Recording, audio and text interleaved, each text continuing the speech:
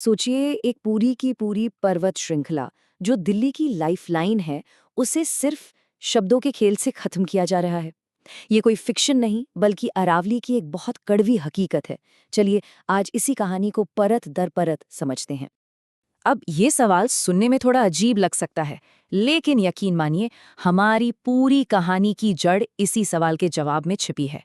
देखिए, हम इंसान को कैसे डिफाइन करते हैं, इसी से तो तय होता है ना कि हम किसे बचाएंगे और किसे बस यूं ही छोड़ देंगे। और पता है, बिल्कुल यही खेल अरावली के साथ भी खेला जा रहा है। जरा इस स्लाइड को देखिए। एक तरफ है कॉम्प्लेक्स डेफिनेशन, मतलब जो ये कहे कि इंसान होने के लिए ना क्रिएटिविटी या सहानुभूति जैसे गुण होने ही चाहिए। अब ऐसी परिभाषा तो बहुत से लोगों को बाहर कर देगी, है ना। और दूसरी तरफ है एक सिंपल सी परिभाषा कि भाई जो भी इंसान जैसा दिखता है या बर्ताव करता है वो इंसान है। ये सबको प्रोटेक्ट करती है। ये सिर्फ कोई फिलॉसफी की बात नहीं है, ये एक बहुत ताकतवर हथियार है। और बिल्कुल यही हथियार आज हमारी नेशनल कैपिटल रीजन की लाइफलाइन अरावली को तबाह करने के लिए इस्तेमाल हो रहा है। लीगल लूपहोल्स के जरिए इस सदियों पुराने पहाड़ का गला घोंटा जा रहा है। तो चलिए इस पूरे मामले को समझने के लिए हम इन 6 हिस्सों से होकर गुजरेंगे। परिभाषाओं का खेल, एनसीआर की अदृश्य जीवन रेखा, तबाही की गहराई तक खुदाई, बंदवाड़ी की कहानी, प्रगति का भ्रम और आखिर में नियमों को फिर से कैसे लिखा जा सकता है। तो खेल शुरू होता है यहीं से। अरावली की एक बहुत ही कॉम्प्लिकेटेड टेक्निकल सी परिभाषा बना दी जाती है। एक ऐसी परिभाषा जो सिर्फ पहाड़ियों को गिनती है। और इसका नतीजा, इसके आसपास के जंगल, खाइयां, जमीन के बड़े बड़े हिस्से, वो सब प्रोटेक्शन से बाहर हो जाते हैं। मतलब कानूनी तौर पर वो हिस्से अरावली है ही नहीं। और बस फिर क्या, माइनिंग और कंस्ट्रक्शन के लिए दरवाजे खुल जाते हैं। वहीं दूसरी तरफ अगर एक सिंपल सी परिभाषा हो, जैसा कि यहाँ दिख रहा है, तो वो पूरे इकोसिस्टम को बचाएगी। सीधी सी बात, दिल्ली से गुजरात तक कोई भी इलाका जो पहाड़, जंगल या खाई जैसा दिखता है या फिर उसकी तरह काम करता है, मतलब पानी सूखता है, हवा साफ करता है, तो वो अरावली का हिस्सा है। बस फिर इसमें कोई हेरफेर की गुंजाइश ही नहीं बचती। तो सवाल उठता है कि परिभाषाओं को इतना कॉम्प्लिकेटेड रखा ही क्यों जाता है। देखिए, ये कोई गलती से नहीं हुआ है, इसे जानबूझकर ऐसा बनाया गया है। ये उन लोगों के बहुत काम आती है जिनके माइनिंग, कंस्ट्रक्शन और प्रॉपर्टी के बिजनेस में बड़े बड़े इंटरेस्ट हैं।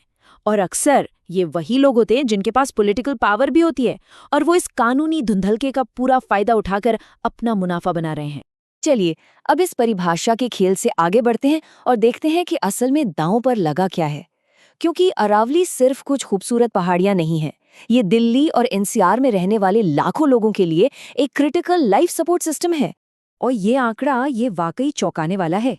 सेंट्रल गवर्नमेंट की अपनी स्टडीज बताती हैं कि इस पूरे इलाके का 70% ग्राउंड वाटर अरावली की वजह से ही रिचार्ज होता है। सीधे शब्दों में कहें तो हमारे पीने के पानी का सबसे बड़ा सोर्स यही है।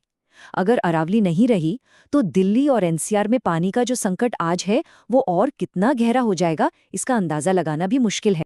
ये टाइमलाइन हमें बताती है कि हम आज इस हालत में पहुंचे कैसे। देखिए, 1900s में ब्रिटिशर्स में पंजाब लैंड प्रिजर्वेशन एक्ट बनाकर दिल्ली के चारों ओर एक प्रोटेक्टेड बफर जोन बनाया था। वो इसका महत्व समझते थे। लेकिन फिर 1966 के बाद राज्यों ने धीरे धीरे इस सुरक्षा कवच को हटाना शुरू कर दिया। और आज हालत यह है कि उस दूर की सोच को पूरी तरह भुला दिया गया है और बस अंधाधुंध कंस्ट्रक्शन और माइनिंग चल रही है। तो आप जरा ये देखते हैं कि जमीन पर यह तबाही असल में हो कैसे रही है। और ये कोई अचानक नहीं हो रहा, ये एक पूरा सोचा समझा प्रोसेस है जिसमें लीगल और इल्लीगल दोनों तरीके इस्तेमाल किए जा रहे हैं। ये एक सिस्टमैटिक तबाही का पूरा प्लान है। सबसे पहले 100 फुट तक खुदाई करने का लीगल परमिट लिया जाता है। फिर चोरी छुपे 300 से 400 फीट तक और गहरा खोदा जाता है। और ऐसा करने में वो जमीन के नीचे के उन प्राकृतिक भंडारों को फोड़ देते हैं जिनमें सदियों से पानी जमा है। और इसके बाद करोड़ों लीटर वो कीमती पुराना पानी उसे बड़ी बड़ी मशीनों से निकालकर बस फेंक दिया जाता है। क्यों? सिर्फ और पत्थर निकालने के लिए। मतलब ये सिर्फ पहाड़ों को ही नहीं बल्कि इस इलाके के सबसे कीमती खजाने पानी को भी खत्म कर रहा है। एक स्थानीय एक्टिविस्ट पंकज ग्रोवर ने कहा था, करोड़ों रुपए की मशीनें सिर्फ पानी फेंकने के लिए? सोचिए जरा, ये बात कितनी बेतुकी और दर्दनाक है। करोड़ों की मशीनें सिर्फ इसलिए काम कर रही हैं ताकि सदियों पुराने पानी को बर्बाद किया जा सके। ये एक ऐसी त्रासदी है जिसे शायद हम पूरी तरह समझ भी नहीं पा रहे हैं। और इस तबाही का असर सिर्फ पहाड़ों और पानी तक नहीं है, इसका एक बहुत भयानक मानवीय चेहरा भी है। बंदवाड़ी जैसे गांवों में ये एक पब्लिक हेल्थ डिजास्टर बन चुका है। वहां कैंसर और पेट की बीमारियां इतनी आम हो गई हैं कि चलिए इस मानवीय कीमत को जरा और करीब से देखते हैं। जरा सोचकर देखिए, एनसीआर का सबसे बड़ा कूड़े का पहाड़, कोई 100 मीटर ऊंचा जहरीला पहाड़, और ये पहाड़ ठीक उसी जगह पर बना दिया गया है जहां जमीन के नीचे पानी के भंडारों को फोड़ दिया गया था। इसका सीधा सा मतलब ये है कि उस कचरे का सारा जहरीला केमिकल वाला पानी, जिसे लीचेट कहते हैं, वो सीधा हमारे पीने के पानी के सोर्स में जाकर मिल रहा है। ये जहरीला लीचेट इतना ज्यादा है कि वहां आसपास गुलाबी झीलें तक बन जाती हैं। और ये देखने में खूबसूरत नहीं, बल्कि बहुत ही खौफनाक नज़ारा है, एक खतरनाक अलार्म।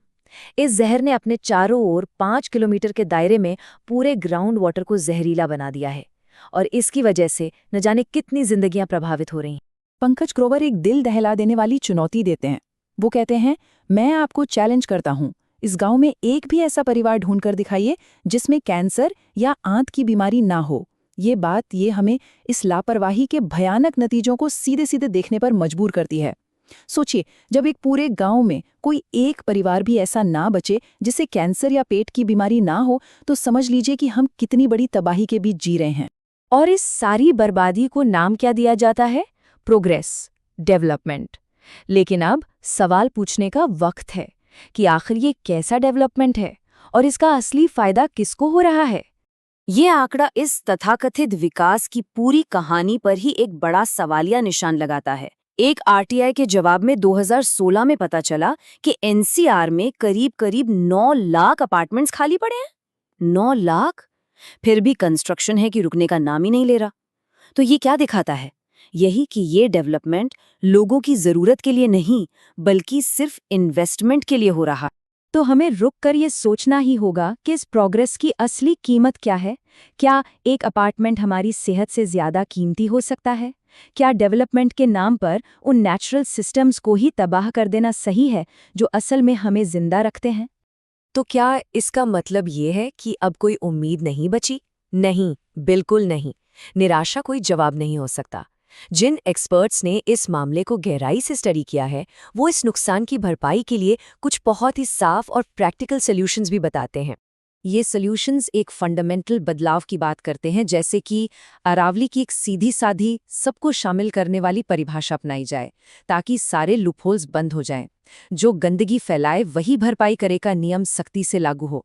एक अरावली रेस्टोरेशन फंड बनाया जाए और हमारा मकसद सस्टेनेबल माइनिंग से बदलकर अरावली रेस्टोरेशन और बायोडाइवर्सिटी कंजर्वेशन हो जाना चाहिए।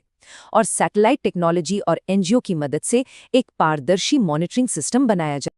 और ये सब हमें एक आखिरी और शायद सबसे जरूरी सवाल पर लाके खड़ा कर देता है। कहीं ऐसा तो नहीं कि हमने बिल्ली को ही दूध की रखवाली पर बिठा दिया है? मतलब, क्या हम सच में बदलाव की उम्मीद कर सकते हैं जब हो सकता है कि सिस्टम में बैठे कुछ लोगों का अपना ही फाइनेंशियल इंटरेस्ट हो इस बर्बादी को जारी रखने में? इस सवाल का जवाब हम सबको मिलकर ही खोजना होगा।